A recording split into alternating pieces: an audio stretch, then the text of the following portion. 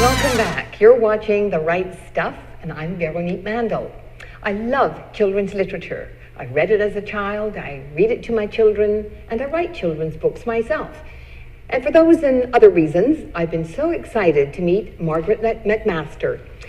She is accomplished and award-winning, starting with her first book, Carried Away on Licorice Days, which was nominated for 3 literary awards: the Canadian Library Association's 2009 Book of the Year for Children, the 2010-2011 Hackmatack Children's Choice Book Award, and the 2011 Rocky Mountain Book Award. In 2009, she started writing the Babysitter Out of Control series.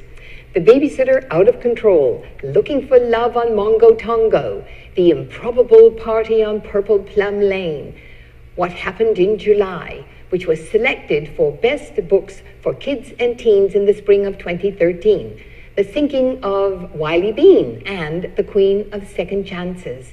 She is a past contributor to the Canadian Children's Annual, and her creative nonfiction piece, After All These Years, was shortlisted for the 2006 CBC Literary Award. So Much Potential, a novel set in the Lake Erie fishing industry, was published in 2013. Then in the spring of 2014, it was a starred selection in Best Books for Kids and Teens.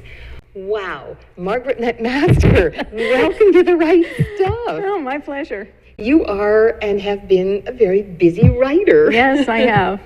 And an award-winning writer, and congratulations on all of that. And I want to learn a little bit more about you, but sure. I have to say, I want to get right to your books. Okay, go ahead. I love your characters. I felt as though I got to know them, and I wanted to know them. I wanted them in my life. And I'd like to start with Carried Away on Licorice Days. All right. Tell me about it. And then I'll tell you all the bits I love. Well, Carried Away on Licorice Days is the story of Owen, a little boy who has just had a baby sister. And she has colic, and his parents have too much to deal with, and so the grandmother comes one night and picks him up and takes him to her farm. And on the farm, there are some dysfunctional animals, I guess you could say. There's kind of a crazy horse, and a 3-legged dog, and a blind goat. There's some hens as well. They get eggs from the hens.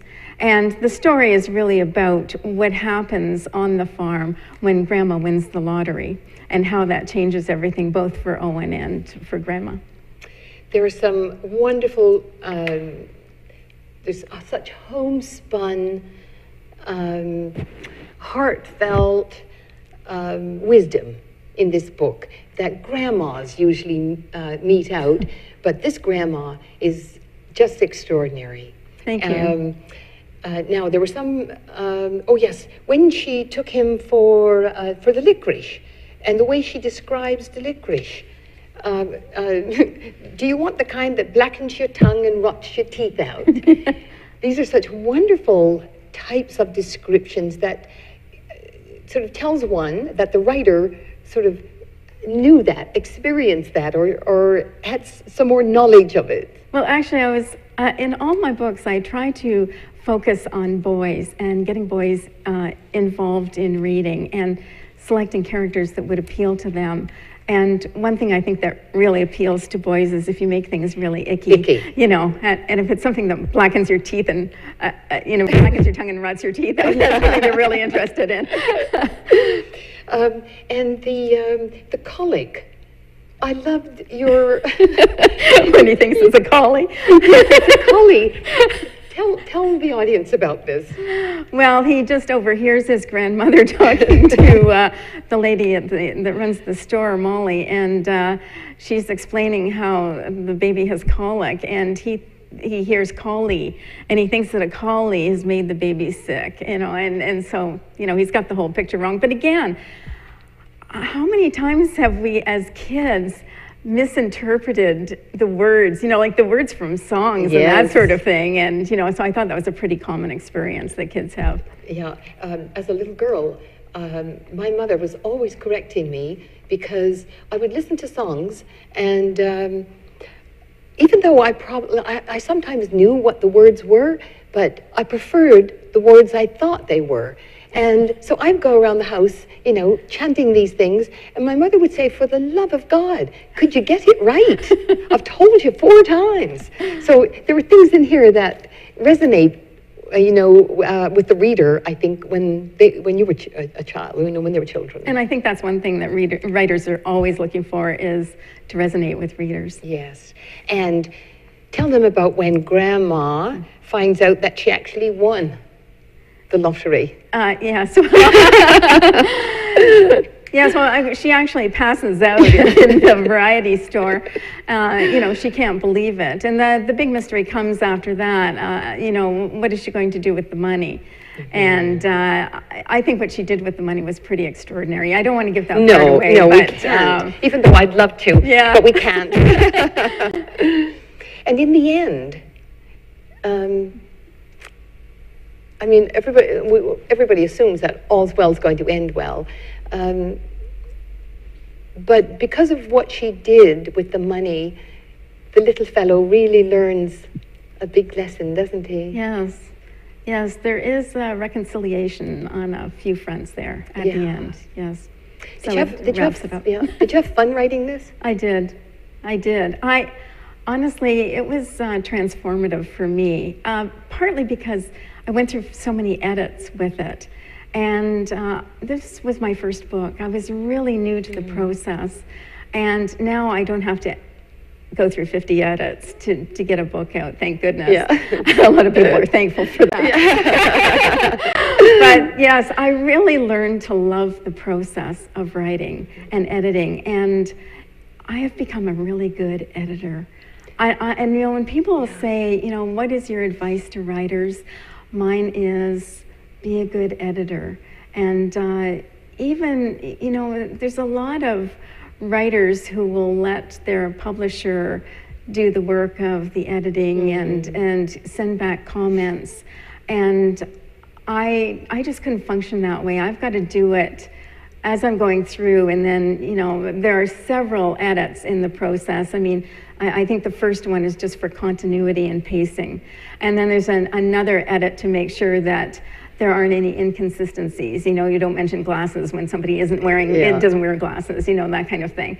And then there's the edits that you do for grammar, punctuation, that sort of thing. Those are the killers if you don't do those. That's right. So there's a lot of different things, but I think the editing is so important. You become a better writer if you're a good editor. And one other comment, I know that other people have said that this has a James Herriot feel, and it really did. Oh, it did? And I spent more than a decade in England, and I grew up with Herriot, and I thought it did too. I thought it was lovely. Thank you. Lovely. Thank you. Now, have to get to the babysitter out of control. Oh my God, did I ever love this. Oh, thanks. So tell me where this came from. Like, where did you come up with this idea? With the idea? Well, you know, everybody who reads it thinks, why didn't I come up with this idea? Well, first of all, just to explain what the idea is, it's a story about this little boy, Stuart, who he has this babysitter, Mrs. Chairbottom, who is very eccentric, and she has a parrot. And really, the whole series started off with the parrot. Because in my last position, the one I retired from, I was with the Essex County Library, and I worked in the Essex Library for 8 years. And so I knew what kids liked, what they were checking out, and what appealed to them. And we used to have these 2 parrots come into the library, and they'd been coming for years. You know, I thought we ought to give them cards. And their owner, you know, they'd sit on top of my shoulders, you know, and while I was checking out books. And so you really understand parrots. So, you know, I learned from the owner, you know, what their little idiosyncrasies are. And I had been wanting to write a series of, I mean, this is a compilation of the 6 books in the series, but they're quite thin, and they're illustrated with color illustrations. So, you know, I had wanted to do something like that, and, you know, it's just, you know what it's like? It's like being out in a snowstorm, and you can't see anything, and all of a sudden you see a little a little fuzzy blur in the distance, you know, and then you get a little closer and you see it's a tree. Well, that's with this. It is so filled with good-hearted, anecdotes, but happenings, and the comedy in it. You have such a great sense of humor. Thank you. And of course, Mrs. Chairbottom, whom I would love to meet, she's such a character, and it's almost as though she's allowing the little fellow to learn by making him do everything. Mm-hmm. Yes, he's not exactly what she's not exactly what he was expecting. I don't think in a babysitter, so. not at all. Has anybody ever thought of making this into a series? I mean, a movie? It'd be brilliant. Oh, thank you. Absolutely brilliant. Well, I hope somebody picks up on that idea. I do too. Do you hear that? A movie. I'd go to see it, and I'd take every little kid I know to see it. Thank you. Now, so what are you doing now? Well, this year I wrote a 3-act play for adults. This is really the end of my fiction writing for children. I wanted to do something for adults. I started with a 3-act play. Now I'm doing this huge project. My mother left me, and my mother died 3 years ago, and she left me her diaries for every day since she was 17 years old.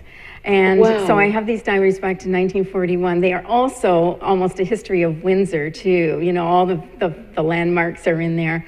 And so I'm transcribing all of those. It's taken me months just to do 6 years. I've only got how many more years? 70 years to go. You know, so it's taking a long time, but something literary is forming out of that as well. I'm not exactly sure what the form is going to be, but that's where it's going. I am so looking forward to anything you write, Margaret. Thank you. I love your writing. I'm going to make sure that my friends all get this babysitter series. It's something that young kids who can read will absolutely love, and I'm sure they have been loving it.